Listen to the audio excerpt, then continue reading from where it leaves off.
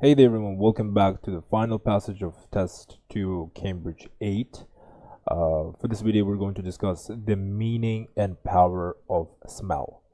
So once again, skim through the questions. We can see we have a list of headings, so matching headings, and then the next ones are multiple choice, and we have some sentence completion.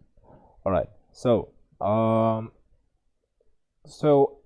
the structure of doing this, not necessarily leave it alone the way, or let's say the calling strategy. I wouldn't name it as a strategy. So once you do the matching headings, you will probably get the grasp of a particular idea. Of course, if your comprehension level is, let's say, good at its place, and so once you do this, you will be able to easily navigate through the answers for the multiple choice, and then you can similarly solve the question for this one as well. So sentence completion, I don't necessarily feel that they come in order. Sometimes they'll just literally spread out throughout the passage, so we have to be careful for that as well.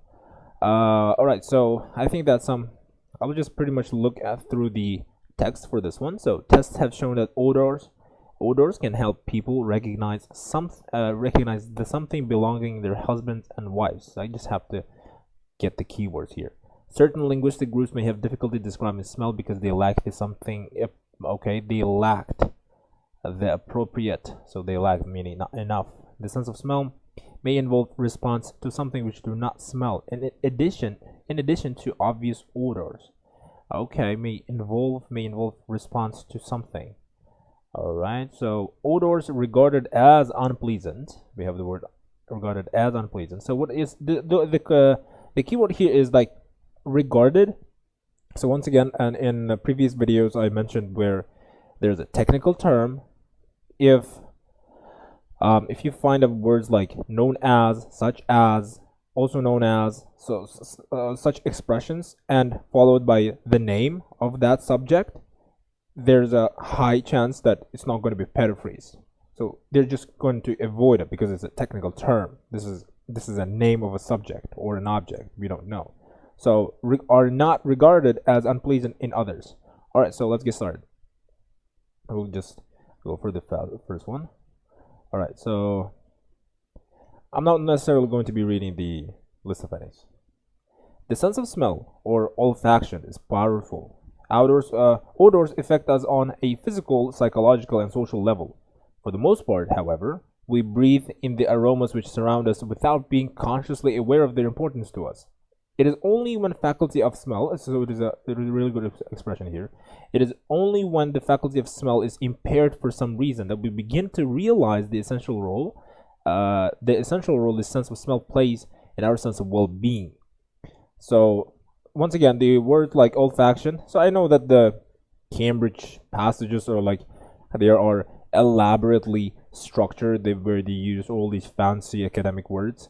Olfaction is a chemical sensation of different smells. So yeah, and we have the word impaired.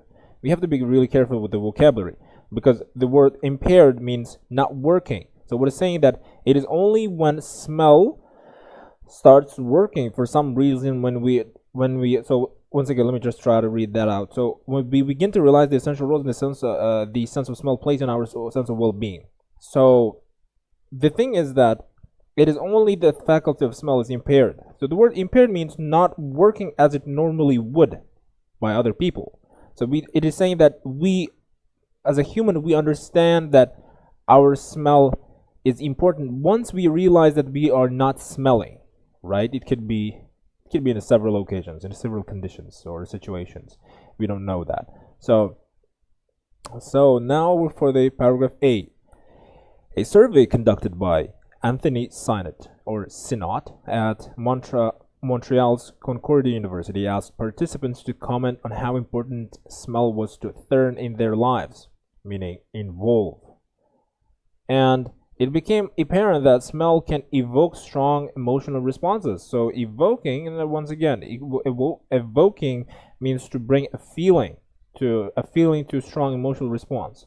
A scent associated with a good experience can bring a rush of joy, while a scent associated with good experience can bring us a rush of joy, while this is a contradiction here. While a foul odor or one associated with a bad memory make us grimace with disgust.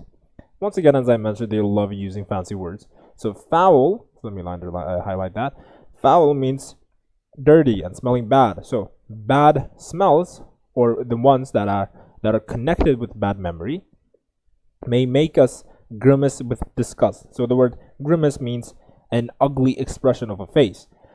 So respondents to the survey noted that many of the olfactory likes and dislikes were based on emotional associations. So the survey was, it's not necessarily a research. It's not research. It's not experiment. It's just a survey. It's just a question. So likes and dislikes. So we have the word dislikes. Were based on emotional associations. So we are paying real close attention to the details. Such associations, where they're talking about likes and dislikes, can be powerful enough so that odors that would generally label an unpleasant become agreeable. So unpleasant, we have the word unpleasant. For this one, I think I'm gonna use yellow color. Unpleasant, because we have odors regarded as unpleasant in certain something. Unpleasant become agreeable, and those would generally consider fragrant become disagreeable, disagreeable for particular individuals. The perception of smell, therefore, consists not only of the sensation of the odors themselves, but of the experience and emotions associated with them. So, paragraph A, it says it became apparent that smell can evoke strong emotional response. Right? So it became apparent. What is trying to say here is paragraph A, basically, it is saying a scent associated with a good experience can bring a rush of joy, while a foul odor or one associated with bad memory make us grimace with disgust. But however, in the last sentence, it is also saying the perception of smell therefore consists not only of the sensation of odors themselves, but of the experiences and emotions associated with them. So it is the relationship between the sense, smell, and feelings. So if you have that as so we have the word, so all right, associated with, so meaning, all right, so the role of smell in personal relationships, no. Relationship between brain and nose, no, there is no. Okay, there we go, we found the answer here. So all right, the relationship between smell and feelings. I just want to highlight that for ourselves. I'm just gonna cut that out as well, and then we were followed by the paragraph B. Odors are also essential cues in social bonding. So I can already pretty much find the answer for us here, because social bonding is something that is related to personal relationships, right? So I think this probably is going to be 90% is going to be about personal relationships. One respondent to the survey believed that there is no true emotional bonding without touching and smelling a loved one. Okay. In fact, infants recognize the odors of their mothers soon after birth, and adults can often identify their children or spouses by scent. In one well-known test, all right, so we have an experiment and a really fancy way of saying in one experiment, women and men were able to distinguish by smell alone clothing worn by their marriage partners. So there we go. We have the word marriage partners. If you remember, we had a sentence on number 30. Okay, number 37. Question number 37. So tests have shown that odors can help people recognize the something belonging to their husbands and wives. So what they're saying? Women and men are able to distinguish by smell alone clothing worn by their marriage partners. Clothing worn, so it's a clothing that was belonging to them. So the answer for the number 37 is going to be clothing. All right, I'm gonna take that and highlight it as red. Certain linguistic groups may have. Okay, we don't have that as well. So most of the subjects would probably never have given much thought to odor as a cue for identifying family members before being involved in the test. But as the experiments revealed, even when not consciously considered, smells register. So, but we have a lot of contradictions here. But everywhere. Buts are pretty much everywhere. But there you go. I also use the word but. The thing is that experiment revealed, even when not consciously considered, I mean, meaning even if we don't even if we don't think that it is important, smell registers. We remember the smell. So paragraph B is saying it's most probably social bonding, 100% out of an answer. So we know that it's some sort of personal relationship. We're just gonna cut that out for ourselves as well. So take yellow and a stripe through. I'm gonna put number 2 here. Now we're left with paragraph C.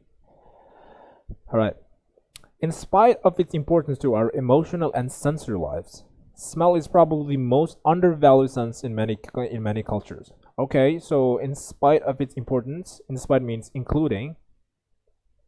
Importance. Okay, we don't want yellow color, we want the green.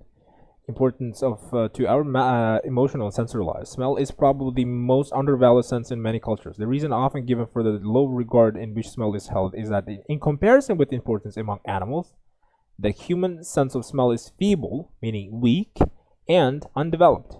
While it is true that, okay, we have another one. While it is true that olfactory powers of humans are nothing like as fine as those possessed by certain animals, they are still remarkably acute, meaning the word acute means very strong or very serious or severe. Our noses are able to recognize thousands of smells and to perceive odors we are present only in extremely small quantities. So pretty much it's talking about the significance, or maybe not really. In spite of its importance to our emotional and sensory lives, smell is probably the most undervalued sense in many cultures. All right, so this means that the importance of human sense is underestimated, meaning undeveloped, and or very weak, right? So undeveloped meaning not appreciated anymore. So, and then there's a contradiction saying that olfactory powers, and then there's a comparison with animals. Not really comparison, but some sort of contrasting. So paragraph C, I would say why our sense of smell is not appreciated. So that it is they're saying it's not really. So smell is probably the most undervalued sense in many cultures. The reason they're saying what is it saying here, that there we go, we already found the answer here, saying the reason often given for the new low regard, meaning the low regard is feeble, and let me just highlight that, feeble and undeveloped. The reason often given for the low regard in which smell is held is that in comparison with its important among animals, the human smell of the human sense of smell is feeble and undeveloped. So the option number, okay, so the option number 6 is going to be the answer for us. We're gonna take that. Now we're left with D. Smell, however, is a highly elusive phenomenon. Odors, unlike colors, for instance, cannot be named in many languages because the specific vocabulary simply doesn't exist. Oh, there we go. We found the answer for number 38, I suppose. Certain linguistic groups, because it's saying highly elusive phenomenon, for instance, cannot be made in many languages. In many languages, so it's certain linguistic groups may have difficulty describing a smell because they lack the appropriate something. Because a specific vocabulary simply doesn't exist. Doesn't exist is just a lack of. So the answer for us is going to be vocabulary. So all right, so we have vocabulary, and we want to make that red as well. All right, so nor can odors be recorded. There is no effective way to either capture or store them over time. In the realm of olfaction, we must make do with descriptions and relocations, but recollections. This has implications for olfactory research. Okay, it's a really good expression here. This is an idiomatic expression. Make do. Make do means some sort of to kind of pretty much make you do something, right? Make do is like, I pretty much forgot. I really forgot the meaning of the word make do. Let me just try to remember about make do. It was I'm sure that it was make do was the meaning for make do was some sort of let's say meaning to do. I mean, to make sure that someone else does for you, or something similar to that. But or maybe just to force someone. We must make do with descriptions and recollections. And I'm going to pretty much use my inference level. So I think that we must make do pretty much means that means in the realm of olfaction we must make do with description or recollection. So it's just pretty much saying to live without descriptions and recollections, to live without. So make do, I think, is to force someone to live or to do something something without something. So yeah, we just really have to check the what was that called, the Cambridge vocabulary or the Oxford vocabulary. So paragraph D, most probably the paragraph D is talking about, it's a really interesting paragraph B here, the significance of it's not really significance, but it's saying how languages cannot be, how there's no specific language. So the paragraph D is feature studies into smell, the relationship between brain and nose, interpretation of smell as a factor in defining groups. It's a really interesting question here. All right, the difficulty of talking about. So okay, we have the talking about. So once again, we found the word talking about, because of course it is. Let me just assign the answer here.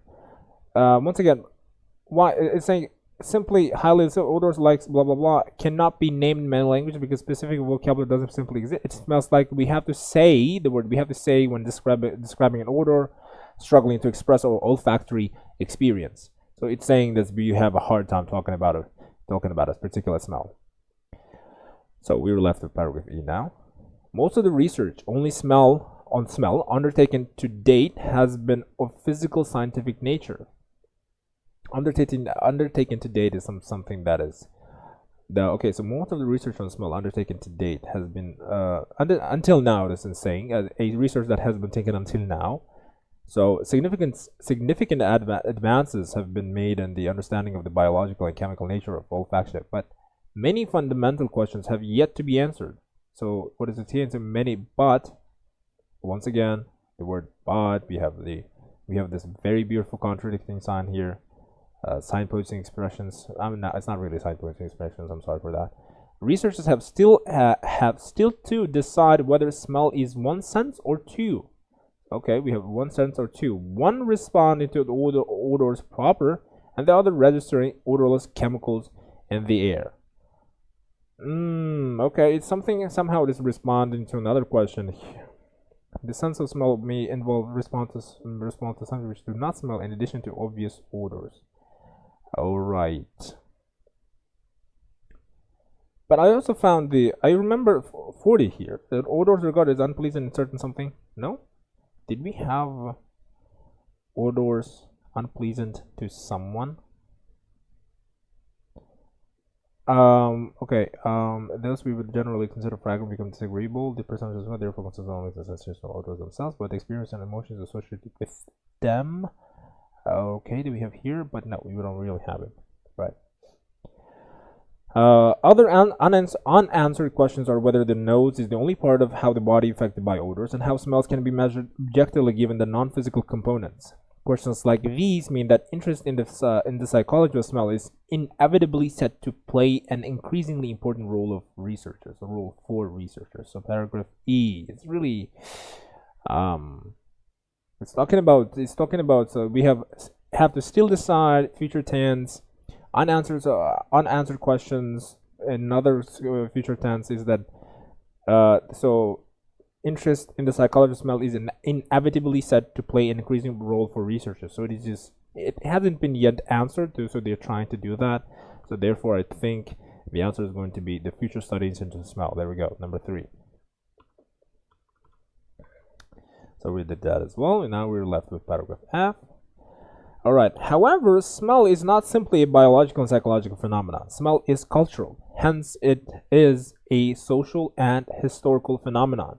Odors are invested with cultural values. Smells that are considered to be offensive in some cultures may be perfectly acceptable in others. Therefore, Our sense of smell is a means of and a model for interacting with the world. The different smells can provide us with intimate and emotionally charged experiences, and the value that we attach to these experiences is interiorized by the members of society in a deeply personal way. Okay, smell is not a smell is not a simple biological psychological phenomenon. Smell is cultural, hence it is a social and historical. I think it is somehow answering to another question. So we have the word other odors for regarded as unpleasant nose. I'm sorry for that, but I thought because I found the word smells that are considered to be offensive. Okay, we have the word considered to be offensive in some cultures, may be perfectly acceptable in others. There we go. May be perfectly considered in others. So what is it saying here? Odors regarded as unpleasant in certain something are not regarded as unpleasant in others. So what is it saying here? Smells that are considered to be offensive, that are bad in some cultures, may be perfectly fine with others. So therefore, the sense of smell is means and model for interacting with the world. So the answer is going to be in certain cultures. But we're still left with 39. However, paragraph F is the study of the cultural history of the smell is therefore in a very real sense, an investigation into the essence of human culture. So, smell is our superior sense. The interpretation of smell is a factor in defining groups, I guess, right? Interacting with the world. Different smells can provide us with intimate and emotionally charged experience, and the value that we attach to these experiences is interiorized by the members of society in a deeply personal way. So our commonly held feelings about smells can distinguish us from other cultures. So there we go. We have distinguish us from other cultures. So pretty much means the interpretation of smells as factor in defining groups. Interpretation means using our smell to differentiate to the cultures or typical or not typical, but a particular group. It can be nationality, it can be any different kinds of citizens and nationalists or nations. So yeah, the answer is going to be number 5. So we're going to take that and we're going to remove number 5 as well. Okay, so we take that and remove it. So 1, 2, 3. I didn't remove number 3 here as well because we answered that as well. All right, so we're left with only 3. That is pretty much not answered. Now, multiple choice questions, I'm not going to be reading the answers, but what I'm going to do here, I'm just going to search the answer from the passage instead of just looking through the available ones. According to the introduction, we become aware of the importance of smell when. According to the introduction, so it's saying according to the introduction, what I'm going to do here, I'm just going to jump to the introduction area. And remember, it's over here. The sense of smell or olfaction, is we become aware of the importance of smell when. Remember, it is only when the faculty of smell is impaired for some reason that we begin to realize the essential role this sense of smell plays in our sense of well-being. So that is pretty easy to understand, I guess. So become aware of is that we realize. So right, we realize here. We realize the essential role the sense of smell plays in our sense of well-being. Okay, so what is it saying here? This means that people are only aware, or they realize, or just they pretty much concentrate their focus or pay attention to the importance of smell when their ability to smell is gone or damaged. So if we discover a new smell, we experience power of smell. No, our ability to smell is damaged. Okay, there we go. We have the answer number C, because yes, we realize the importance of smell when our ability of smell is impaired for some reason. So impaired for some reason, meaning damaged, we don't know why. Okay, now we have 34. The experiments described in paragraph B. In one well test, it is the experiment described. The odors are also essential. No, in one well test, women and men were capable to distinguish by smell alone clothing worn by their marriage partners. So, okay. Most of the subjects would probably never have given much thought to odor as a cue for identifying people, I mean family members, before being involved in the test. So experiment, test. All right. Register means we make use of. Okay. All right. So what is it saying here? So even when so what is saying here? Even when not consciously considered, smell registers. Smell registers. So showing how we make use of smell without realizing it. Okay, maybe that's it. So demonstrates that family members have a similar smell. Not really, because it says we distinguish, meaning we separate these types of the odors. Proves that sense of smell is learned. Is it learned? No, it's not learned. Compares the sense of smell in males and females. No, it doesn't compare. But what it does is that it is actually saying even when not consciously considered, smell registers. So the answer A is going to be the correct option for us. Shows how we make use of smell without realizing it. Meaning, so it is saying. Let me give you a very brief explanation here. So they're saying men and women are able to.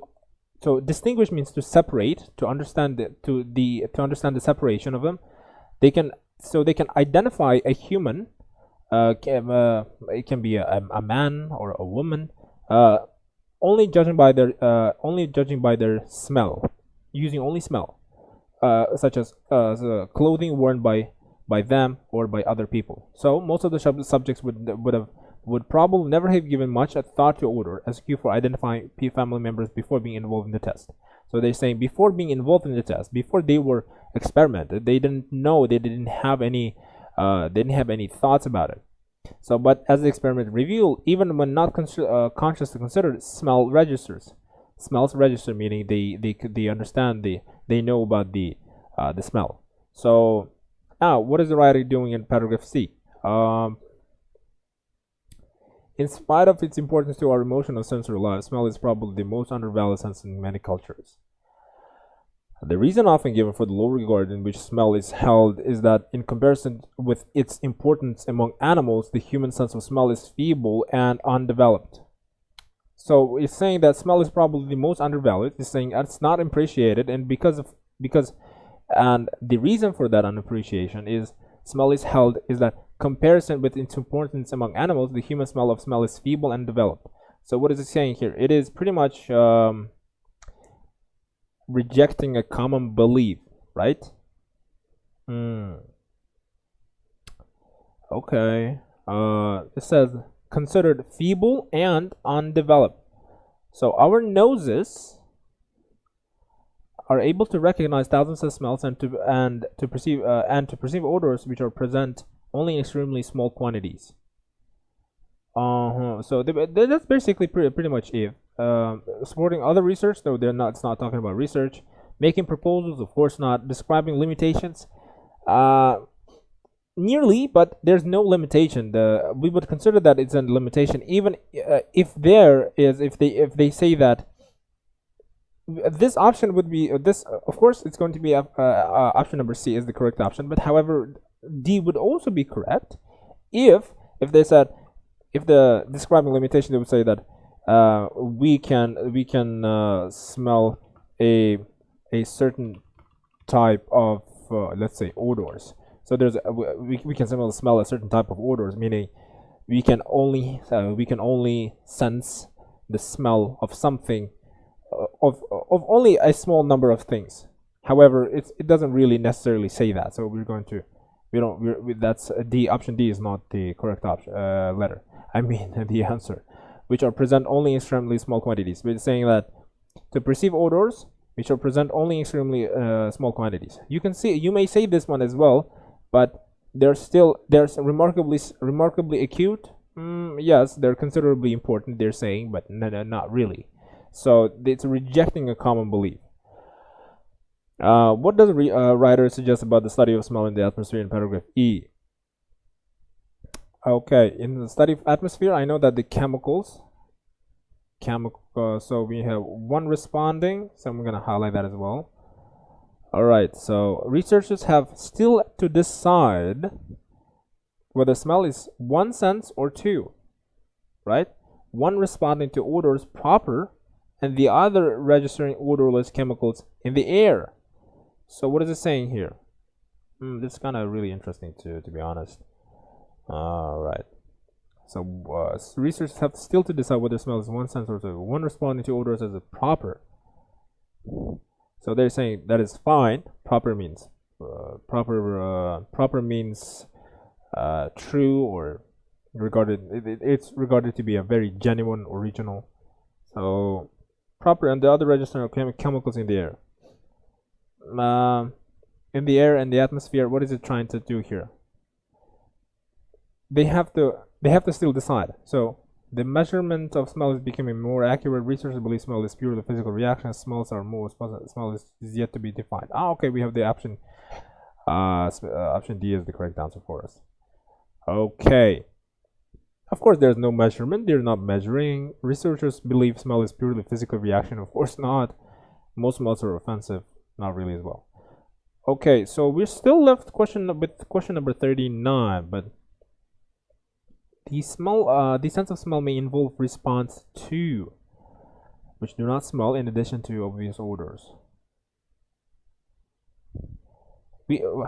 Researchers have to still decide whether smell is one sense or something else. Okay.